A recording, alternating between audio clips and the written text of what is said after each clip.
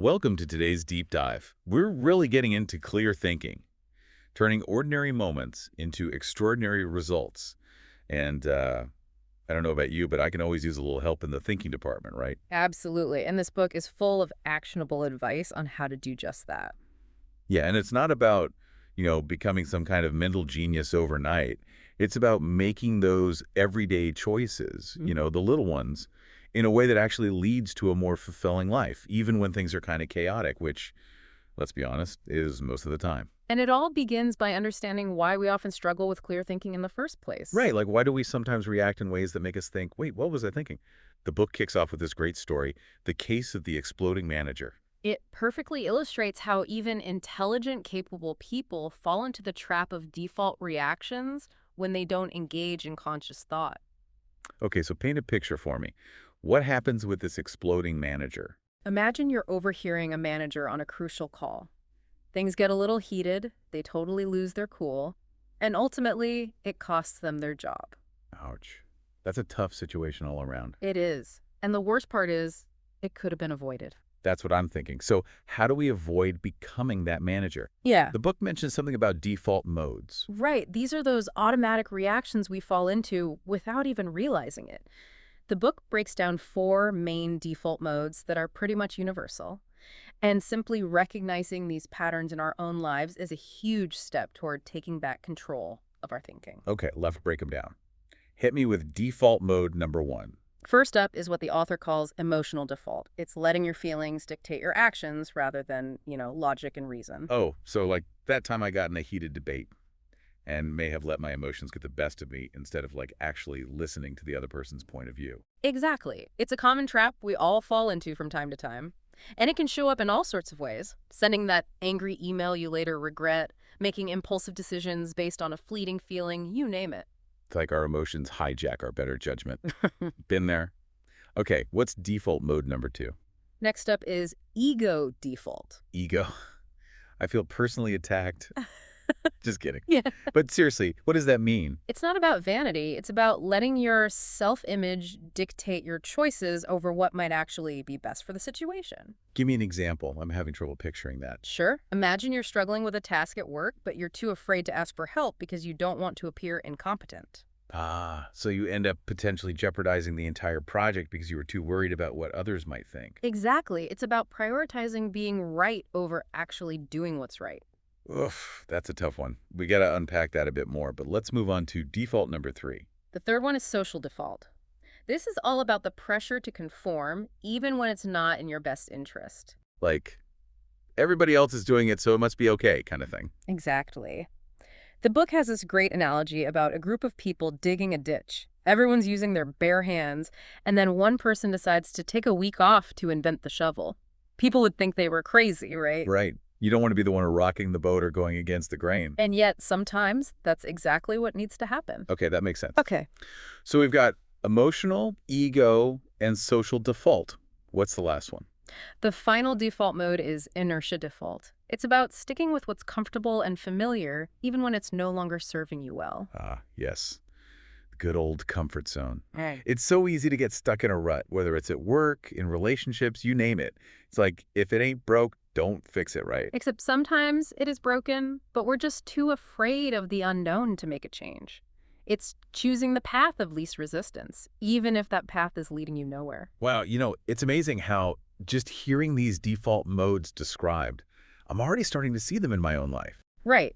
And that's the first step, becoming aware of these patterns. Totally. So we've got emotional default, ego default, social default, and inertia default. I think I might be guilty of all four, to be honest.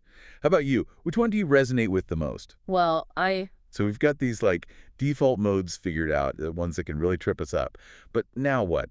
How do we actually break free? My first thought is, just try harder, more willpower. But something tells me this book has a slightly more, shall we say, sophisticated approach. You're right about that. The book actually kind of debunks that whole willpower is everything idea. Wait, really? Hold on. I might need a little convincing on this one. I'm pretty sure my whole life is built on mind over matter. Well, think about it this way. Have you ever noticed how your willpower seems to disappear when you're, say, stressed out, exhausted, or maybe haven't eaten in a while?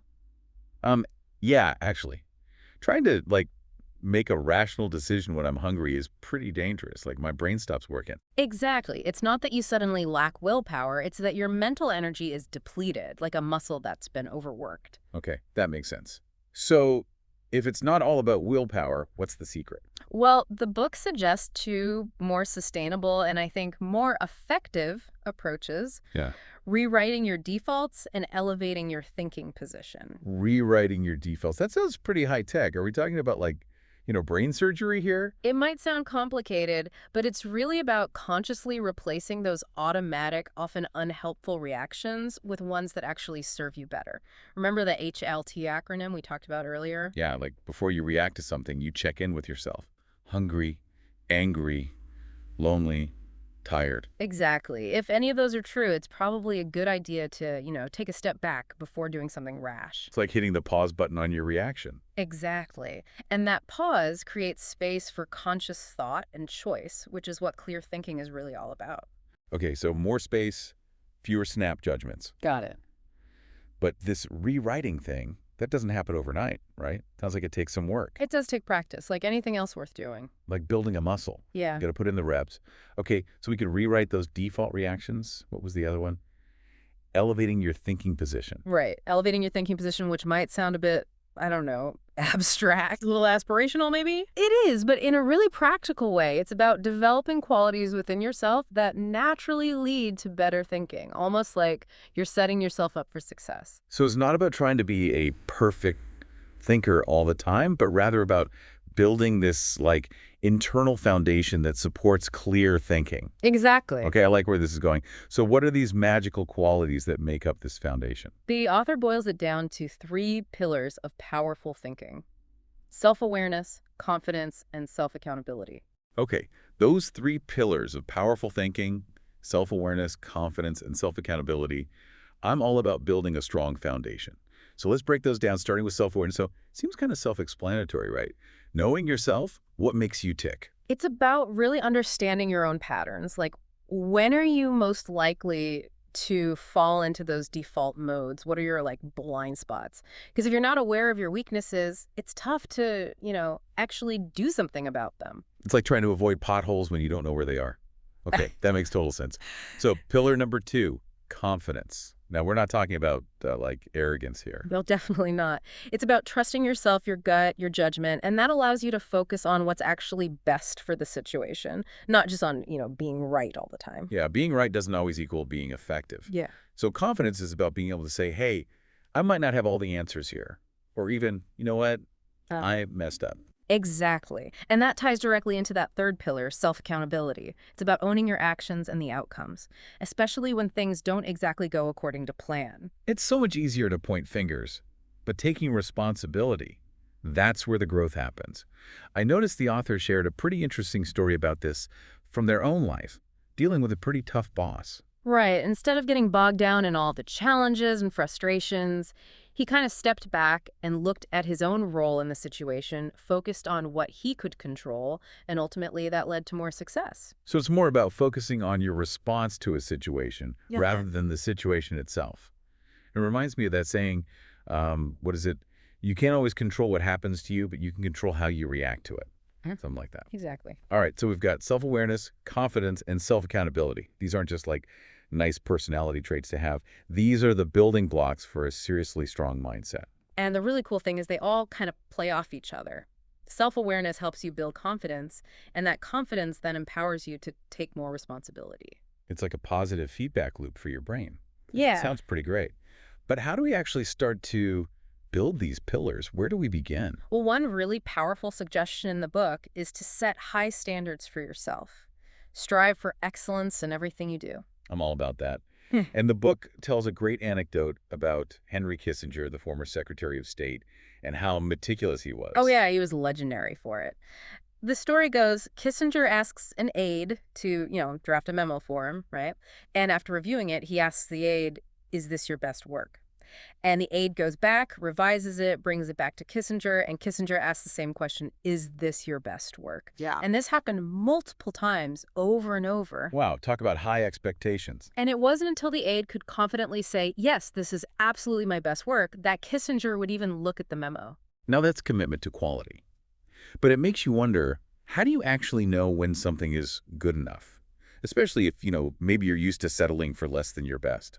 That's where having role models can be incredibly helpful. Find those people you admire, whether they're in your field or, just in life in general, and pay attention to their standards. What do they expect of themselves? How do they handle challenges? It's about finding those benchmarks, those sources of inspiration. Find your North Star. I like it. Speaking of which, the author mentions being super inspired by Charlie Munger's approach to forming opinions. Oh, absolutely. Munger is known for being extremely thorough in his research and thinking.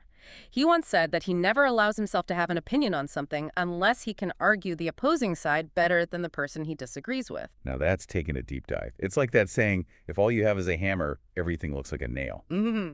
Sometimes we get so stuck in our own way of thinking that we completely miss the bigger picture, Right.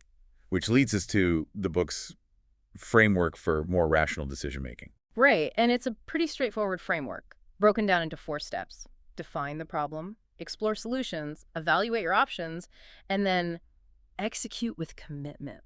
Simple enough, but I'm guessing there's a little more to it than that. You're right, it's easy to get tripped up along the way. So taking it from the top, defining the problem, you might think that's the easiest part, but you'd be surprised how often we latch onto the surface level issue without digging deeper to understand the root cause. Give me an example. I'm a little visual. Okay, so the book uses the example of an animal shelter that was struggling with overcrowding. On the surface, it seemed like people just didn't want to adopt pets, right? Right. But when they really dug down, they realized that a lot of people were surrendering their pets because of financial hardship. They couldn't afford food or vet care. Oh, wow. So it wasn't about a lack of love. It was about a lack of resources. Exactly. And once they understood the real problem, they could start finding more effective solutions, like providing financial assistance or resources to those pet owners who were struggling. They totally reframed the issue. Yeah. So once you've really nailed down the problem, then it's time to brainstorm, right? Explore those solutions. Absolutely. And the key here is to push past the obvious, the easy answers.